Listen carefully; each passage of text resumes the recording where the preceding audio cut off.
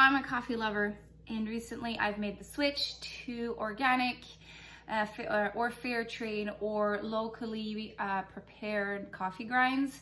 And today I'm going to tell you what to do with these.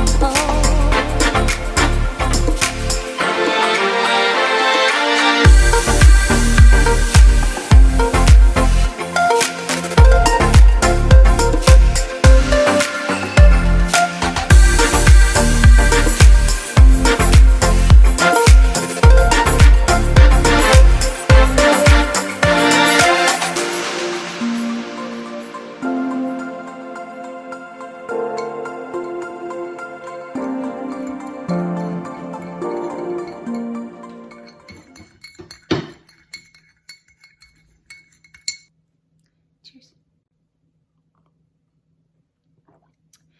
Welcome to Back to Basics Homestead. My name is Annie. For you coffee lovers, again, cheers. It is morning, so before I start doing my daily chores and unpleasant things like washing dishes, putting away dishes and stuff like that, I always make sure to enjoy a coffee since I'm not a very morning person. I know that would sound weird as a homesteader, but mornings are hard for me to get started, so coffee's my best friend. And during the colder months, I have a second cup of coffee. And it's okay, because it's getting cold and the days are getting shorter. But what to do with these? So, my coffee's done brewing. I have a reusable filter, and I just dump the coffee grounds in a container. Why do I do that? Well, first, many years ago back, I would just throw them with garbage. Composting was not a thing, so garbage was the only option I had. Then I started composting seriously last year, and I would just dump them in my compost pile. Adding it to my compost pile, I wasn't really doing anything wrong. I was adding green material to my compost pile. So I was doing green, brown, green, brown. Just to give you a little idea, green is food scrap, coffee grinds, grass clippings, and then brown would be paper, newspaper, hay, straw, and stuff like that. And you were layering it and move it around every couple of days, and you would create compost, that dark, rich, black, gold soil that every gardener or homesteader dreams about. And by also adding the coffee grinds, you're adding nitrogen to your soil. There's also another way that you can use your coffee grounds, which is as a fertilizer. It would be a slow release fertilizer. So you would have phosphorus, potassium, and nitrogen, but it's hard to tell you the exact quantities of each because every coffee is different. But I always kept in mind when I was fertilizing that it was an all-purpose fertilizer. So if it's a plant that needs specifics of more than, like example, if your plant needs more nitrogen, well then I would fertilize differently. But if I can use an all-purpose fertilizer for my carrots and stuff like that, well then that's what I would be using. By using the grinds on your soil, you would be adding organic material. By adding organic material, you will get good drainage and you would get good water retention. Two things that your soil needs. And also by doing that, you're gonna have a good friend that's gonna come along, which is your earthworms. Earthworms love coffee grinds. And if you have a worm farm and you're doing vermicomposting, you can actually use this for food in small quantities.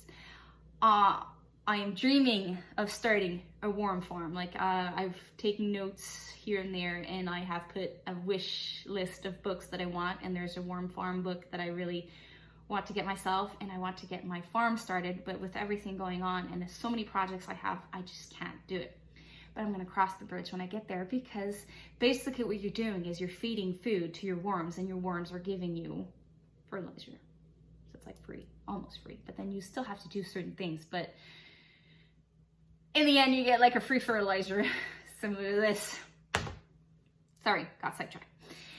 So basically you're giving your plants nutrients that they need. There are more than the nitrogen, the phosphorus, and the potassium I said, but basically those are the ones that are more interesting to us. And I would just use the coffee grinds a little bit drier than they are now and sprinkle lightly around my plants. And then with me watering and the rain falling, they would be slowly released into the soil. So as a compost, it's giving you good things. As a fertilizer, it's giving you good things as well. But like, if you're like, oh my God, Annie, I don't drink that much coffee, I will not be able to do my compost or use it as fertilizer. I drink a cup a week. Here's a solution for you. You can go to Starbucks, any coffee shops, and you can ask if they would give away their coffee grinds. I know homesteaders in the United States go to Starbucks and coffee shops and they leave with big bags of coffee grinds. I have not tried it in Canada. I do have Starbucks, but it's like about 35 minutes, 40 minutes away from my house, but I never go in that direction. So I've never went down that road and actually going to my shop.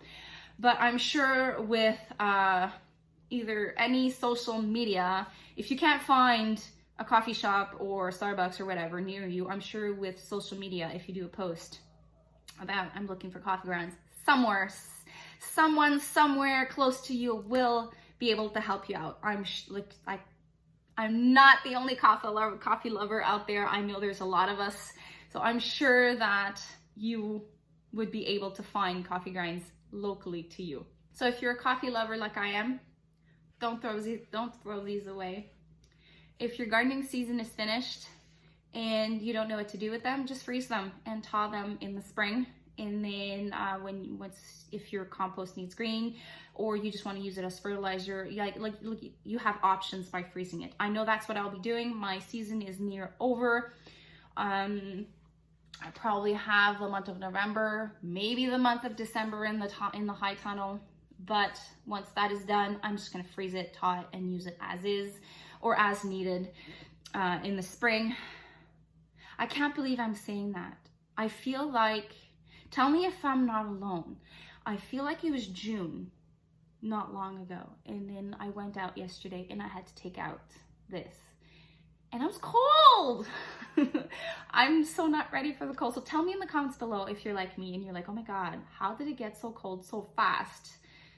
I'm proud. I know I'm not alone. So let me know in the comments below. So I thank you for passing by the homestead today, and I wish you have a wonderful day. Take care. Bye.